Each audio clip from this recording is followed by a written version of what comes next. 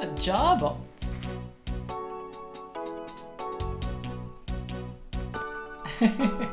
Yeah, Edgeworth has some pretty fancy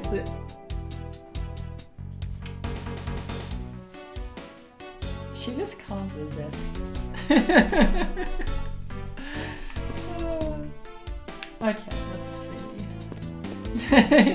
Yes, she is lewd. Okay, I think there's nothing else I can. The only thing I can go do now is like do logic things.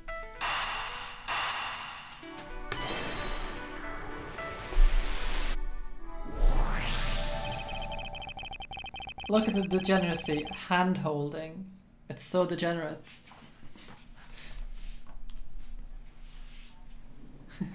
True, there wasn't anyone else in the lounge other than myself right before the turbulence. But if the killer was in the elevator along with the victim, now that's a different story.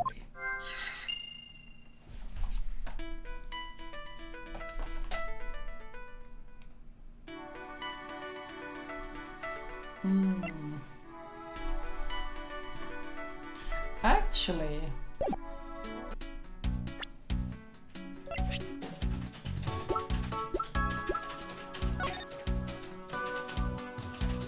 he has glasses.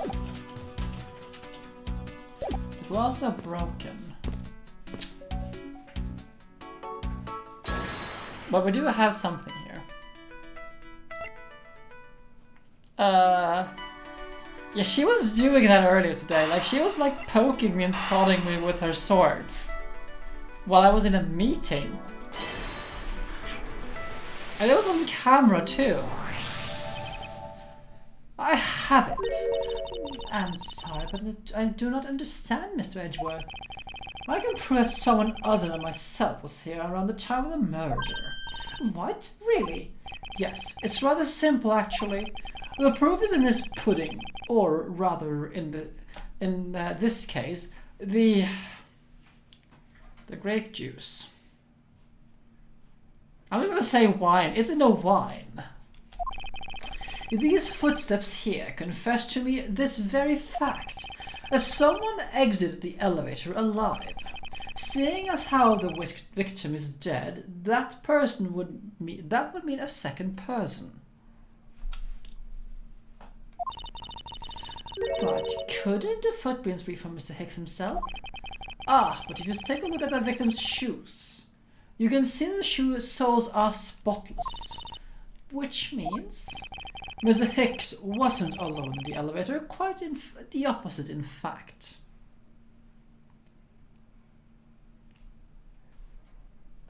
Wait. Remelia Scarlett was the prosecutor in the Toho, like, fan thing.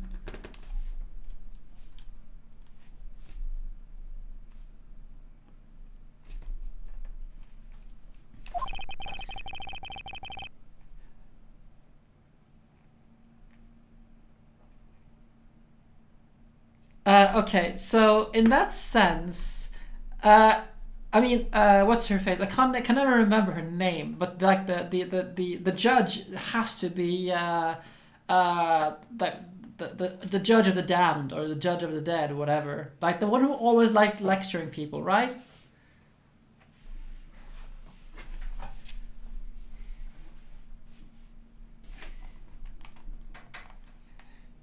Hello, Van. Mirai wa bokura no te no naka.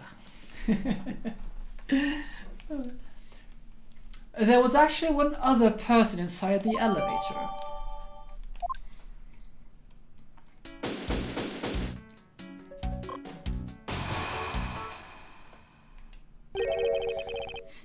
What's going on over there?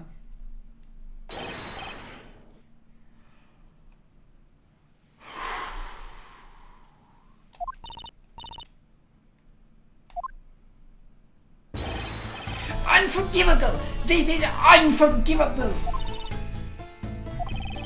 Do you understand what I'm saying? The movie is late. It's the same level as bad as the plane is late. Nah. Buddy! What?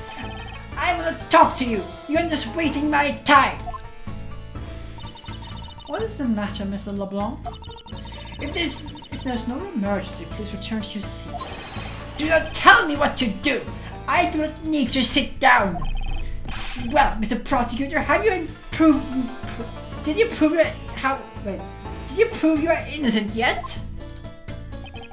If you would like, I will prove my innocence to you right now. What nonsense! Are you saying that my eyewitness testimony is mistaken? Not mistaken. Merely there is room for doubt. I'd be most honored if you would please tell me what you saw in more detail once more. Fine! Suit yourself!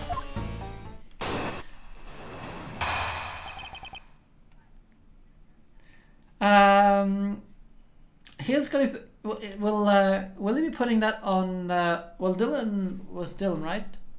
Not Christian, who was doing it. Yeah, Dylan. Will he be putting it on YouTube, or is it just on the Twitch archive? I am certain I saw Mr. Hicks enter that elevator. It was when the needles on my pocket watch pointed to the 6 and the 12. The body was discovered 15 minutes after in the lounge, yes? Then you, the only person in the lounge at the time, must be the criminal.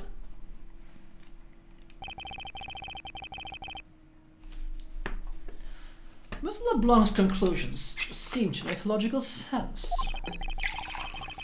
After all, the only person in the lounge at the supposed time of the murder was me. So, my eyewitness testimony. If you think you can destroy it, then come. Let me see. But I need my water in this case. I need my precious water. You can have it if you get some more of it. I need some more water. No. No, you say. This is my Well, I will miss part of the stream.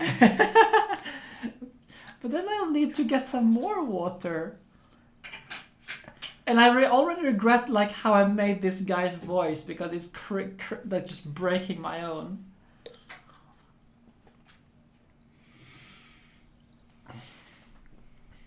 You should get water because then I won't miss anything. Hurry! Do I look like a man who doesn't have time to wait for you?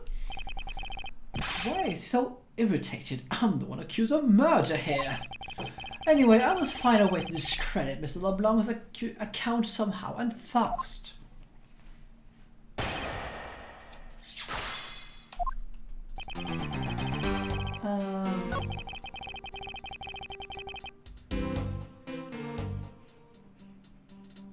Sixth and the 12th, so like what?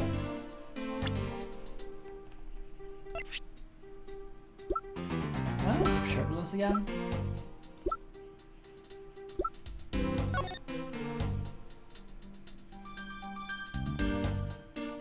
What time is it now?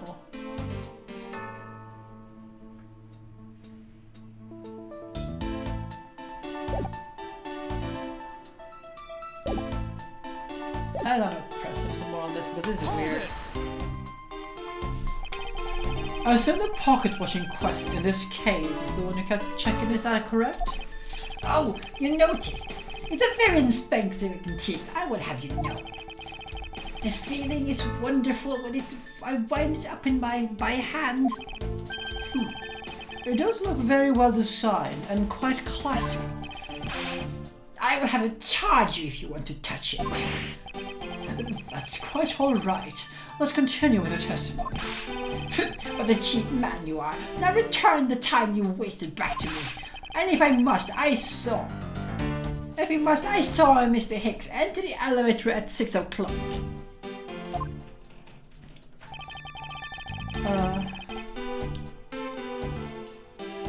Yeah, everything is just this case. Okay, so like this. Hold it! Mr. LeBlanc, were you able to get a good look at the inside of the elevator at that time? Of course, I saw what was inside. Are you sure that the person was in the elevator alone? Yes, the only person inside was that Mr. Hicks man. This loud outburst is a bit too important to let go.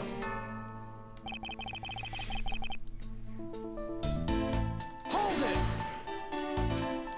it! Was he really alone? Of course, I would even bet 1 cent. A cheap ante for a cheap testimony. But if that's how you want to play it, I'll happily take your 1 cent.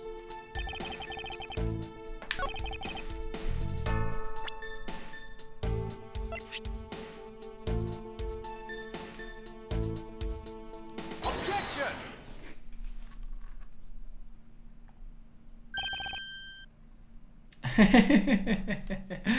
Oh, typing with one hand. Mr. LeBlanc, What is it? there's a very glaring contradiction in your testimony. What do you mean? Please take a look at the area in front of the elevator. There are there to spill the wine. Yes, and will you admit you also spilled it with the blood? No, it spilled itself during the turbulence.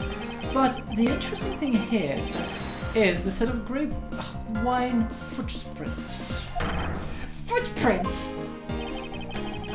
Yes, the ones that lead from within the elevator out into the lounge itself. It's evidence that proves that someone other than Mr. Hicks exited the elevator alive. Oof! There must have been another person in the elevator with Mr. Hicks. Now, I'm done playing games. Why don't you tell us the truth?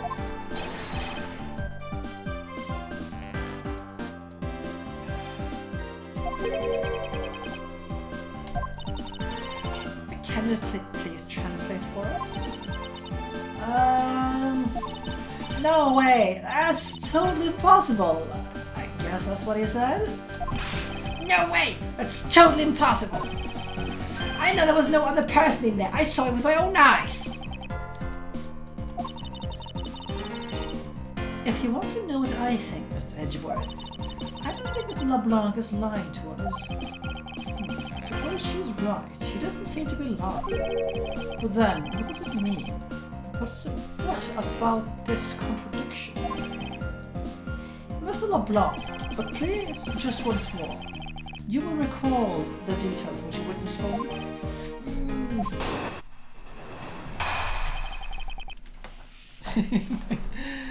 Yeah, muscle memory, it helps. I was very upset when Mr. Hicks passed by my seat. I was always checking the time over and over and over again. I happened to follow that man with my eyes when he passed me. I saw clearly into the elevator he was entering, but I swear there was no one inside, no one! My throat is like killing me. It's reminding me a little bit what I did, the old man in Take Turnabout. another voice. Yeah, I should probably take another voice for him, because this is like, yeah.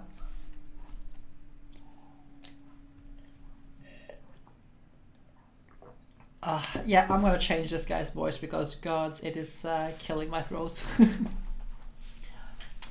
Mr. LeBlanc, if you would please calm down. What? How dare you have an issue with my eyewitness testimony? No, not at all. Please forget I said anything. Yet again, he doesn't appear to be lying. But I can't let this testimony stand as the truth. The problem is that, like, the voices get very, like, generalized. I like having unique voices for the characters, like, that personifies them. But I guess there's going to be some mission mash as it goes on.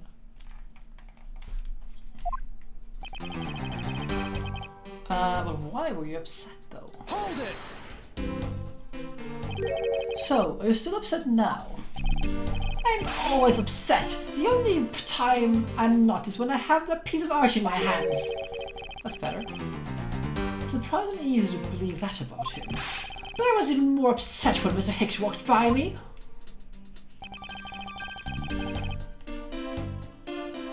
What is it, Callie? What is it?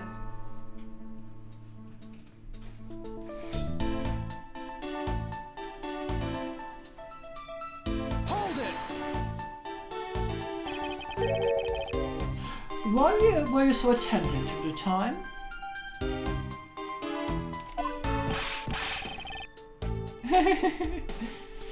because something unforgivable was happening. Come to think of it, you were yelling at us about something unforgivable earlier. I was giving complaint to the attendant about the movie sign time. Return back to me my time and money. You understand the point? Movie? Is he talking about the flight one that they mentioned in the magazine? Some of the plot at the Star Trek. Interesting.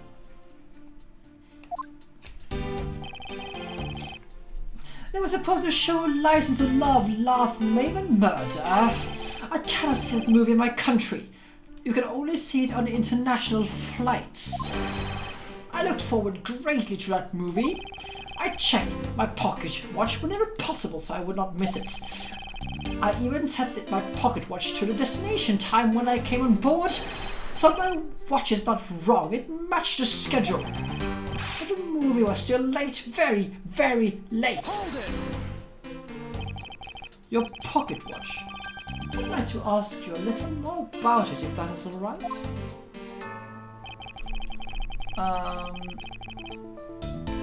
Hold it! Yeah, departure times. You are absolutely right, Pix. So, this movie you mentioned is the one listed in the Sky magazine. Yes, I was looking forward to watching License to Love, Maim and Murder. Mr. Tenero, was it? Was this movie shown on this flight?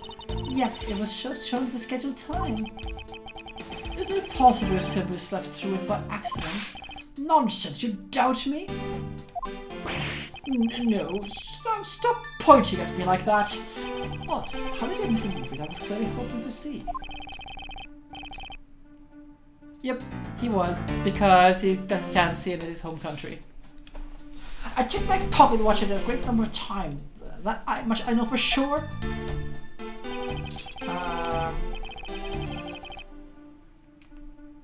Well, too bad for you. Objection!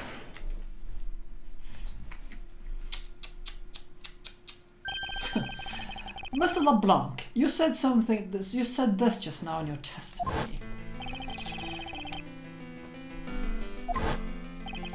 Now, if your watch has been set to a current destination's time zone, it would mean that your watch is displaying the time of our destination.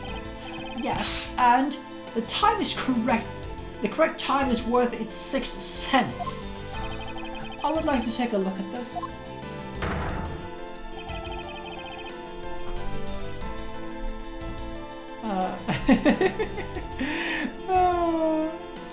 Yep, Dix is right. If you believe the Sky magazine clocks this flight run in according to the time zone of our departure, of course, the movie schedule was also created with that in mind. Mr. Nero, for confirmation's sake, what time zone is this flight aligned to right now? Well, we made a short stop at the transfer point. That's right, it was in that small Asian country, the Republic of Zhengfa. But we did readjust our onboard clocks at that time. So right now, we're still running on Virginian time. What? The time difference between Virginia and our destination is 9 hours, which puts, provided this is in the United States, or like the flight is bound to the United States, puts this somewhere like, I guess,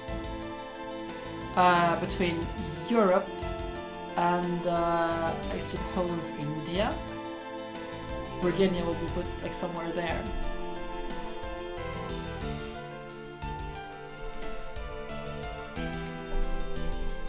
That's what I would guess. Maybe, Pix. Maybe. It could also be the other way around, so that's also a thing.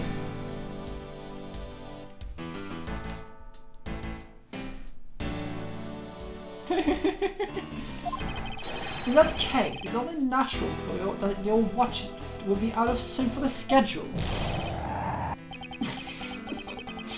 Further, with your analog watch set to our destination's time, it would appear to be running 3 hours fast when compared to the flight's onboard clocks. It also changes everything about your testimony. And you can bet 1 million cents on that. In light of this new information, it means that you saw Mr. Hicks 3 hours prior at 3 a.m.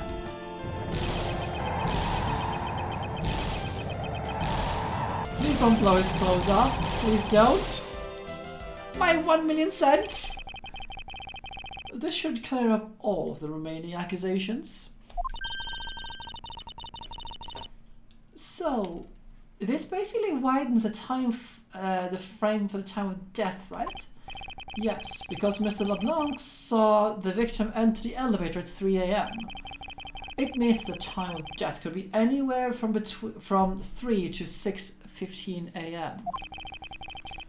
The question now is, where was Mr. Hicks during the span of time and what was he doing? I've got something to say. Oh, and you are? I'm Cammy Melly. I'm a flight attendant. And what is it you wish to say? Well, I think your story's a little different from how I remember it.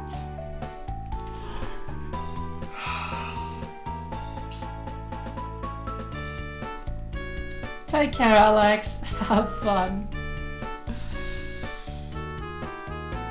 I need some booze to go with this.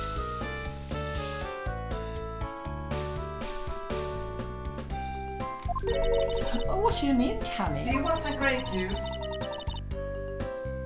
If you would care to open a wine bottle from our wine fridge, then yes.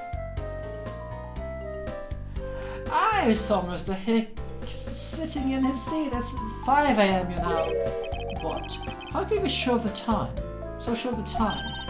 Ah, that's right. He pushed his call button while we were part of the transfer point.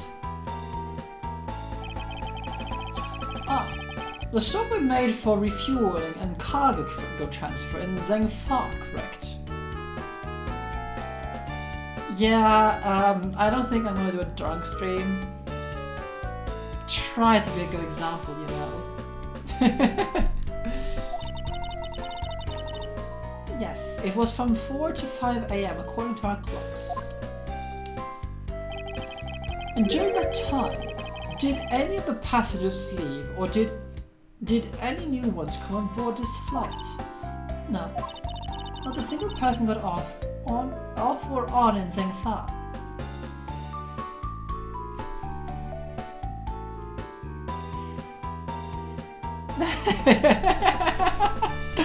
Now, Pix. What a flight crew. The few who were handling the cargo transfer might have temporarily gone on or off, but eventually everyone, including Cammy and myself, came back to the plane.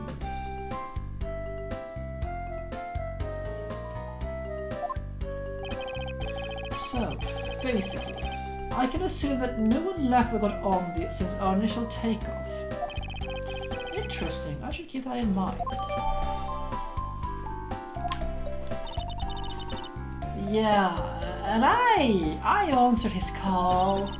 So then I can tell you that Mr. M.K. Hicks was there in his seat when we took off again at 5 a.m.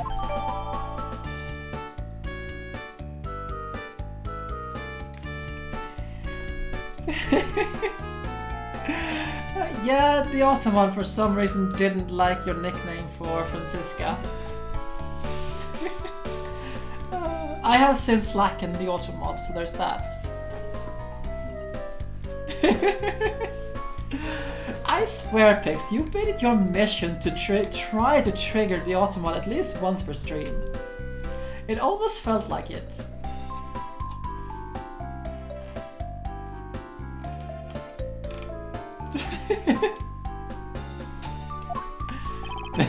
No comment. Alright, then that puts the time of murder between 5 and 6:15 a.m. Okay, now what time did you come down to lunch, Mr. Edgeworth? I remember coming down almost as soon as we left the Republic of Zengfa. You were here the whole time from 5, yes? Oh, I'm back to that voice. Sometimes characters just gets voices on their own and I can't really control it.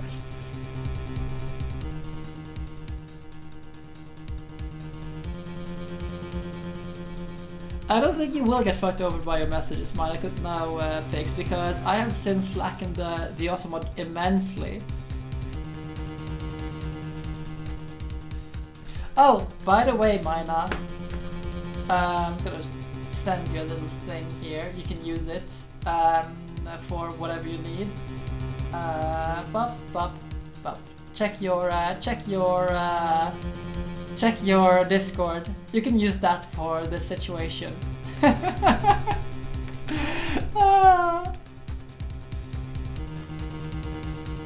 It's a very little used image that I keep in my my folder, but you can use that.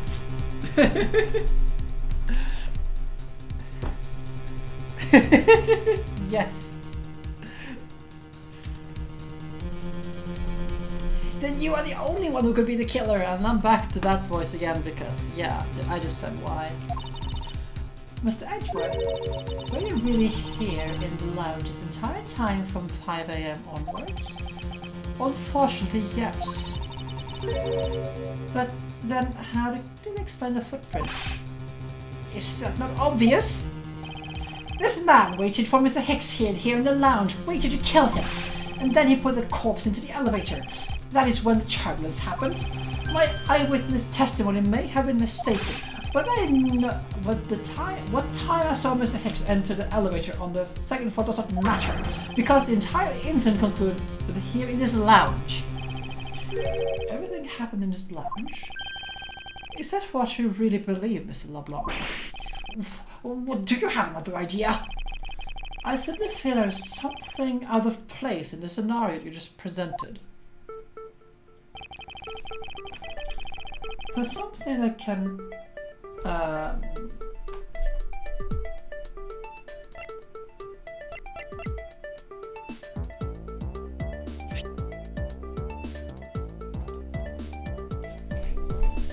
Let's see, there is the footprints. But yeah, there's also the money bank. Take that! Yeah, I would... Good call, Fix, because I was about to present the footsteps, but good call on the piggy bank. The murder weapon. This little piggy bank is sold in the in-flight shop. It is sold there and only there, and it is not displayed here in the lounge. How then did this find its way here? Don't you find that a tiny bit suspicious? Such a trivial point. It only means you prepared it, taking it from the shop first before coming here. It doesn't prove that you are innocent at all. So no way to win this with this man.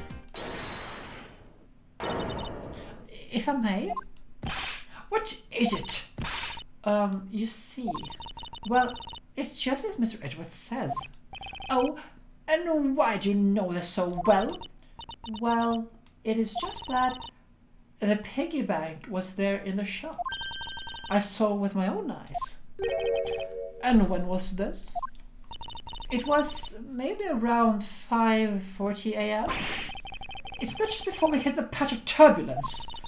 That's right.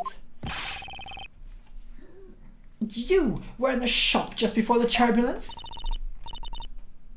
Yes, I was. Come to think of it, Mr. Nero, when I found the body,